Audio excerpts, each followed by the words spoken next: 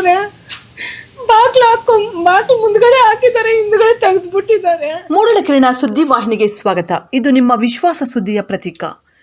ಮುಳಬಾಗಿಲು ತಾಲೂಕಿನಲ್ಲಿ cricket betting ದಂಧೆ ಹಾಗೂ ಮಾದಕ ವಸ್ತುಗಳ ಮಾರಾಟ ದಂಧೆಗೆ ಕಡಿವಾಣವೇ ಇಲ್ಲದಂತಾಗಿದೆ.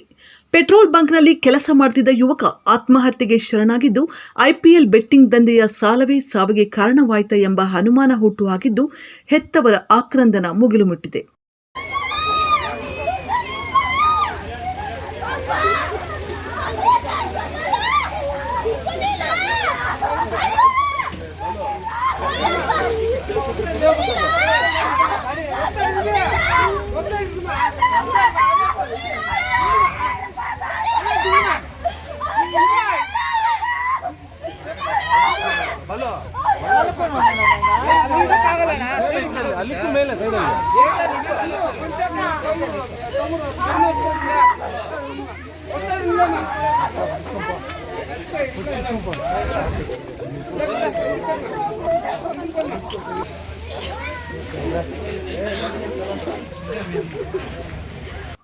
ಹೀಗೆ ಶೌಚಾಲಯ ಕೋಣೆಯಲ್ಲಿ ಕುಸಿದು ಬಿದ್ದಿರುವ ಯುವಕನ ಮೃತದೇಹ, ಮತ್ತೊಂದೆಡೆ ಮೃತದೇಹದ ಎದುರು ಗೋಳಾಡುತ್ತಿರುವ ಹೆತ್ತ ತಾಯಿ ಹಾಗೂ ಸಂಬಂಧಿಕರು, ಜೊತೆಗೆ ಘಟನಾ ಸ್ಥಳ ಪರಿಶೀಲನೆ ನಡೆಸುತ್ತಿರುವ ಕೋಲಾರ ಎಸ್ಪಿ ಬಿ ನಿಖಿಲ್ ಹಾಗೂ ಅಧಿಕಾರಿಗಳು, ಇದೆಲ್ಲ ದೃಶ್ಯಗಳು ಕಂಡು ಬಂದಿದ್ದು ಕೋಲಾರ ಜಿಲ್ಲೆಯ ಮುಳಬಾಗಿಲು ತಾಲೂಕಿನ ನಂಗಲಿ ಗ್ರಾಮದಲ್ಲಿ. ಹೌದು, ಹೊಸ ಮನೆ ಕಟ್ಟಬೇಕು, ತಾಯಿಯನ್ನು ಚೆನ್ನಾಗಿ ನೋಡಿಕೊಳ್ಳಬೇಕು ಎಂಬ ಮಹದಾಸೆಯನ್ನು ಹೊಂದಿದ್ದ ಮನೆಯ ಒಬ್ಬನೇ ಮಗ ಆತ್ಮಹತ್ಯೆಗೆ ಶರಣಾಗಿದ್ದಾನೆ. ಈ ಫೋಟೋದಲ್ಲಿರೋ ಯುವಕನ ಹೆಸರು ಸುನೀಲ್ ಕುಮಾರ್. ಇನ್ನು 27 ವರ್ಷ ವಯಸ್ಸು ಅಷ್ಟೇ. ನಂಗಲಿ ಪಕ್ಕದ ವಡ್ಡಹಳ್ಳಿ ಗ್ರಾಮದ ಪೆಟ್ರೋಲ್ ಬಂಕ್ ಒಂದರಲ್ಲಿ ಕೆಲಸ ಮಾಡ್ತಿದ್ದ. ತಾಯಿ ಅನಸೂಯಮ್ಮ ಅವರು ಗಂಡನಿಲ್ಲದೆ ಇದ್ದರೂ ಮನೆ ಕೆಲಸ ಮಾಡಿಕೊಂಡು ಈಗಾಗಲೇ ಮಗಳಿಗೆ ಮದುವೆ ಮಾಡಿದ್ದಾರೆ. ಹಾಗಾಗಿ ಇದ್ದ ಒಬ್ಬ ಮಗನೇ ಜೀವನದ ಆಸರೆಯಾಗಿದ್ದರು. ಆದರೆ ಮೊನ್ನೆ ರಾತ್ರಿ ಕೆಲಸ ಮುಗಿಸಿ ಎಂದಿನಂತೆ ಮನೆಗೆ ಬಂದಿದ್ದ ಸುನೀಲ್ ಕುಮಾರ್ ಊಟ ಮಾಡಿ ಟೀ ಕುಡಿದು ಮನೆಯ ಬಳಿಯೇ ಬಾಡಿಗೆಗೆ ಪಡೆದಿರುವ ಮತ್ತೊಂದು ಮನೆಯಲ್ಲಿ ಮಲಗಲು ಹೋಗಿದ್ದಾನೆ. ಆದರೆ ಬೆಳಿಗ್ಗೆ 11 ಗಂಟೆಯಾದರೂ ಮಗ ಎದ್ದು ಬಾರದೇ ಇದ್ದಾಗ ಒಂದು ಬಾರಿ ಮನೆ ಬಳಿಗೆ ಬಂದು ತಾಯಿ ಅನಸೂಯಮ್ಮ ನೋಡಿ ವಾಪಸ್ ತೆರಳಿದ್ದಾರೆ.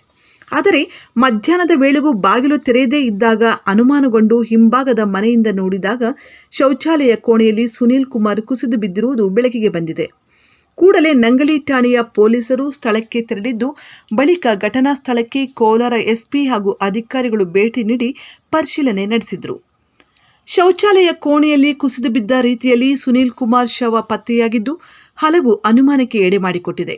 ಪೆಟ್ರೋಲ್ ಬಂಕ್ನಲ್ಲಿ ಕೆಲಸ ಮಾಡುತ್ತಿದ್ದ ಸುನೀಲ್ ಐಪಿಎಲ್ ಬೆಟ್ಟಿಂಗ್ ಹಣ ಹೂಡಿ ಲಕ್ಷ ಸಾಲವನ್ನು ಮಾಡಿಕೊಂಡಿದ್ದಾನೆ. ಜೊತೆಗೆ ತಾಯಿ ಅನಸೂಯಮ್ಮ ಕನಸು ಈಡೇರಿಸಲು ತಾಯಿ ಮಗ ಇಬ್ಬರು ತಮ್ಮ ಬಳಿ ಇದ್ದ ಹಣದಿಂದಲೇ ಹೊಸ ಮನೆ ಕಟ್ಟಿಸುತ್ತಿದ್ದರು.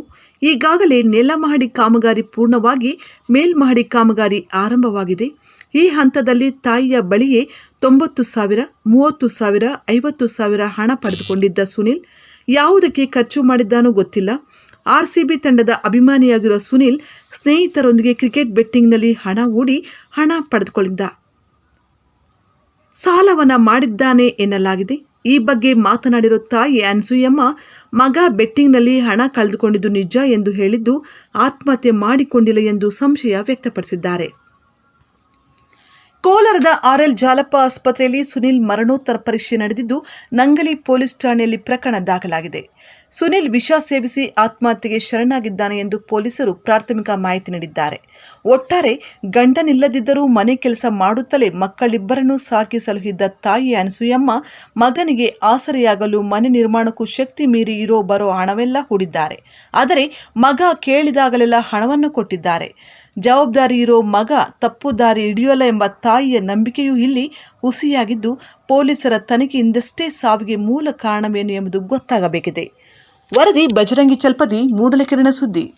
ಪಕ್ಕದ ಮನೆ ನಂಗೆ ಬಾಗಿಲು ತೆಗ್ಸ್ರಿ ನೋಡ್ತೀನಿ. ಆ ಕಡೆ ಬಾಗಿಲು ತೆಗ್ದಿದ್ದಾರೆ. ನನ್ನ ಮಗನ ಹೋಗಿ ನೋಡ್ಬಿಟ್ಟು ಅಷ್ಟು ದೂರ ಅಂತ ಬಿಟ್ಟಿದ್ದಾರೆ. ಇಳಿದ್ಬಿಟ್ಟು ಹೋಗಿ ನೋಡಿದ್ರೆ ಆ ಕಡೆ ಹೋಗಿ ಬೆಡ್ ಮೇಲೆ ಮಲ್ಕೊಂಡಿಲ್ಲ ಅವನು. ಆಮೇಲೆ ಬಜಲ್ ಮನೆಗೆ ಹೋದ್ರೆ ಯಾರೋ ಸೀರೆ ಹಿಂಗೆ ಹಾಕ್ಬಿಟ್ಟಿದ್ದಾರೆ ಹಿಂದ್ಗಡೆ ಎಲ್ಲ. ನಾನು ಎಲ್ಲ ತೆಗೆದ್ಬಿಟ್ಟು ಯಾಕಪ್ಪ ಸುನಿಲ್ಲ ಏನನ್ನ ಬೆದರ್ಲಿ ಏನನ್ನ ಆಯ್ತೇನೋ ಅಂತ ಹಿಂಗಂದ್ರೆ ನನ್ನ ಮೇಲೆ ಮಲ್ಕೊಂಡ್ಬಿಟ್ಟು ಅವನು.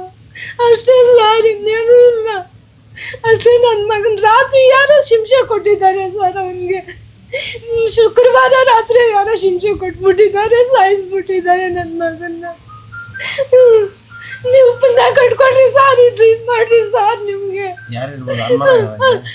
ಫೋನ್ಗಳಲ್ಲಿ ಇದೆ ಸರ್, ಅವ್ನು ಮಾತಾಡಿರೋದಿಲ್ಲ. ಯಾರು ನಮ್ಮ ಮನೆ ಹತ್ರಕ್ಕೆ ಬರ್ತಾ ಇಲ್ಲ. ಫೋನ್ಗಳಲ್ಲಿ ಮಾತಾಡಿದ್ದಾನೆ, ಫೋನಲ್ಲಿ ಮಾತಾಡಿದ್ದಾನೆ, 1:30ವರೆಗೂ ಮಾತಾಡಿದ್ದಾನೆ. ಆಮೇಲೆ ಹಂಗಾಗೋಗಿದೆ. ನಾನೇನು ಹೇಳಿಲ್ಲ, ನನ್ಗೇನು ಹೇಳ್ತಾ ಇಲ್ಲ ಸರ್. ಅವ್ನು ಭಯ ಬೀಳ್ತೀನಿ ಅಂತ ಪಾಪ. 26 ಸರ್ ಅವನಿಗೆ. ಪೆಟ್ರೋಲ್ ಬಂಕಲ್ಲಿ ಸರ್ ಅವನು. ಒಬ್ಬನೇ ಸರ್. ಅದು ದಿನಾಗ್ಲೂ ಮಲಗ್ತಾ ಇಲ್ಲ. ಪೆಟ್ರೋಲ್ ಬಂಕ್ ಹೋಗಿ ಬಂದ್ರೆ ರಾತ್ರಿ ಹೊತ್ತು ನಿದ್ದೆ ಇರಲ್ಲ, ಅದಕ್ಕೆ ಸಹ ಅವತ್ತು ಮಾತ್ರ ಹಂಗೆ ಮಲಗ್ಬಿಟ್ಟು ಬರ್ತಾ ಇದ್ನು. ಅಯ್ಯೋ ಇದೆ ಸರ್, 3-4 ಬಾಗ್ಲಿದೆ ಸರ್.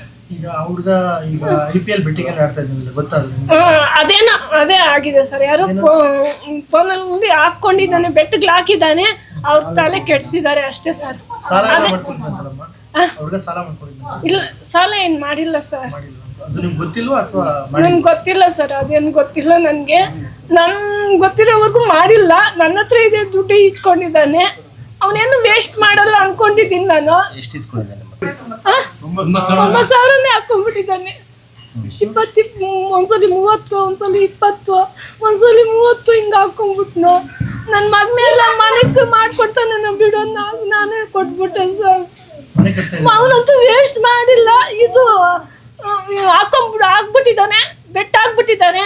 ಅವ್ರು ಕೊಡೋ ಆಗದಿರ ಏನೋ ಮಾಡ್ಬಿಟ್ಟಿದ್ದಾರೆ. ನಮ್ಮ ಅಮ್ಮನ್ಗೆ ಹೇಳಿದ್ರೆ ನಮ್ಮ ಏನೋ ಆಗ್ತಾಳೆ ಅಂತ ಹೇಳಿಲ್ಲ, ಏನೋ ಮಾಡ್ಬಿಟ್ಟಿದ್ದಾರೆ. ಫೋನಲ್ಲಿ ಗೊತ್ತಾಗ್ತದೆ ಸರ್.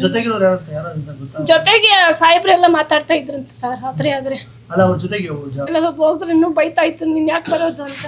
ನಾನು ಹೋಗ್ತಾ ಇಲ್ಲ. ಸಾಹೇಬ್ರೆ ಅವ್ರ ಜೊತೆಗೆ ಚೆನ್ನಾಗಿ ಇಟ್ಟಿದ್ದಂತೆ.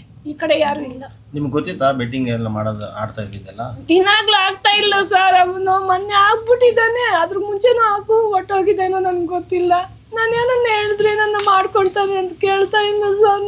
ನಿಮ್ಗೆ ಅನುಮಾನ ಇದೆಯಾ ಸಾವು ಬಗ್ಗೆ? ಅನುಮಾನ ಇದೆಯಾ? ಇಲ್ಲ ಸರ್, ನನ್ನ ಮಗ ನಂಗೆ ಮಾಡ್ಕೊಳೋವನೇ ಇಲ್ಲ ಸರ್. ಏನೋ ಮಾಡ್ಬಿಟ್ಟಿದ್ದಾರೆ. ನನ್ನ ಮಗ ಹಂಗೆಲ್ಲ ಮಾಡ್ಕೊಳೋದಿಲ್ಲ. ನನ್ನ ಮಗನ ಕುಡಿಯೋದು ಅದೇನೂ ಇಲ್ಲ ಸರ್ ನನ್ನ ಮಗನ ಹತ್ರ. ಚೆನ್ನಾಗಿ ಪೆಟ್ರೋಲ್ ಬಂಕ್ನಿಂದ ಬಂದು ಚೆನ್ನಾಗಿ ತಿಂದ್ಬಿಟ್ಟು ಹಸುಗಳು ಬುಸ ಮಾಡಿ ತಂದಾಕ್ಬಿಟ್ಟು ರಾತ್ರಿ ಟೀ ಕುಡಿದ್ಬಿಟ್ಟು ಆಮೇಲೆ ಬಂದು ಊಟ ಮಾಡ್ಕೊಂಡು ಹೋಗಿದ್ದೆ ಅವನು ಸರ್. ನೀರು ಕೂಡ ಕುಡ್ದಿಲ್ಲ ಸರ್ ನನ್ನ ಮಗನು. ಹಂಗೆ ಇದೆ ನೀರು ಕೊಡೋದು. ಇದೆಲ್ಲ ಇದಾಗ್ಬಿಟ್ಟಿದೆ ಸರ್. ಇದೆಲ್ಲ ನಾನು ಹಂಗೆ ಅನ್ಕೊಳ್ತಾ ಇದ್ದೀನಿ ಸರ್. ಕೊಟ್ಟಿದ್ದಾರೆ ಸರ್.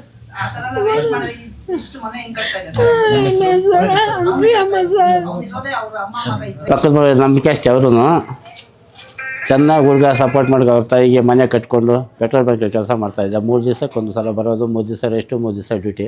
ಚೆನ್ನಾಗಿ ಕ್ಲೀನಾಗಿದ್ದ. ನಮ್ಮ ಹತ್ರ ಚೆನ್ನಾಗಿ ಮಾತಾಡ್ತಾಯಿದ್ದ. ನಾವು ಏನಾದ್ರು ಸ್ವಲ್ಪ ಹುಡುಗ ಚೆನ್ನಾಗಿದ್ದಾನೆ, ಇಂಪ್ರೂವ್ಮೆಂಟ್ ಆಗಿದ್ದಾನೆ, ಒಳ್ಳೆ ಹುಡುಗ ಅಂತ ಹೇಳ್ಬಿಟ್ಟು ಸ್ವಲ್ಪ ಅಭಿಮಾನದಿಂದ ಚೆನ್ನಾಗಿ ಮಾತಾಡ್ತಾಯಿದ್ವು. ಎಲ್ಲ ಇಲ್ಲೇ ಮಾತಾಡಿಕೊಂಡು ಬಂದಾಗ ಹೋದಾಗ ಇರ್ತಾಯಿದ್ವು ಚೆನ್ನಾಗಿ. ಮೊನ್ನೆ ನೈಟು 10:30 ಹೋಗಿ ಮಲಗಿರೋದು. ಅವ್ರ ತಾಯಿ ನೆನ್ನೆ ನಾನು ಬೆಳಗ್ಗೆ ಇಲ್ಲೇ ಮನೆಯಲ್ಲೇ ಇದ್ದೆ.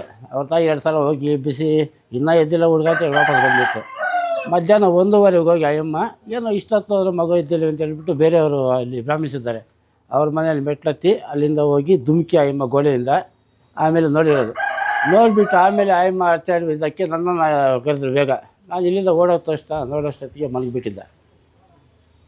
ನಾಗಿಲು ಕಚ್ಕೊಂಡಿದ್ದ ನಾಲಿಗೆ. ಇಲ್ಲೆಲ್ಲ ಸ್ವಲ್ಪ ಗಾಯ ಆಗಿತ್ತು. ಈ ಕತ್ತೆಲ್ಲ ಕಪ್ಪಗಾಗೋಗಿತ್ತು. ಆಮೇಲೆ ಇಲ್ಲ ಅಂಥದ್ದು ಏನೂ ಇಲ್ಲ. ಅಂಥ ಹೆದರಿಕೆನೂ ಅಂಥ ಹುಡುಗನೂ ಅಲ್ಲ. ಯಾರೋ ಏನೋ ಮಾಡಿರ್ಬೋದು ಅಂತ ನಾವು ಪೊಲೀಸರಿಗೆ ಇನ್ಫಾರ್ಮ್ ಮಾಡಿದಾಗ ಪೊಲೀಸರೆಲ್ಲ ಬಂದರು. ಆಮೇಲೆ ಸರ್ಕಲ್ ಬಂದರು, DSP ಬಂದರು, SP ಬಂದರು. ಎಲ್ಲ ಬಂದು ಇದು ಮಾಡ್ಕೊಂಡು ಎಲ್ಲ ಹೋದರು.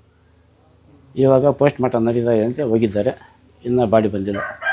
ಇತ್ತೀಚೆಗೆ ಮುಳಬಾಗಿಲಲ್ಲಿ ಬೆಟ್ಟಿಂಗ್ ಜಾಸ್ತಿ ಆಗೋಗಿದೆ. ಬೆಟ್ಟಿಂಗ್ ಮಾಡೋದು, ಸಾಲ ಕೊಡೋದು, ಮತ್ತೆ ಸಾಲಕ್ಕೆ ವಾಪಸ್ ದುಡ್ಡು ಅಂತ ಅವ್ರಿಗೆ ಎದುರಿಸೋದು ಬೆದರಿಸೋದೆಲ್ಲ ಜಾಸ್ತಿ ಮಾಡ್ತಾರೆ. ಅದೇನು ಗೊತ್ತಾ ನಿಮಗೆ? ಅದೇನು ನನಗೆ ಗೊತ್ತಿಲ್ಲ. ನಮ್ಮ ಬೆಟ್ಟಿಂಗ್ ವಿಚಾರ ನನಗೆ ಗೊತ್ತಿಲ್ಲ. ಈ ವಯಸ್ಸಿಗೂ ನಾನು ಬೆಟ್ಟಿಂಗ್ ಅನ್ನೋದು ನನಗೆ ಇದಿಲ್ಲ. ಏನೋ ಈ ಹುಡುಗ ಮೊದಲು ಹಿಂಗೆ ಇದ್ದ ಅಂತಾರೆ ಬೇರೆಯವ್ರು ಹೇಳ್ತಾರೆ.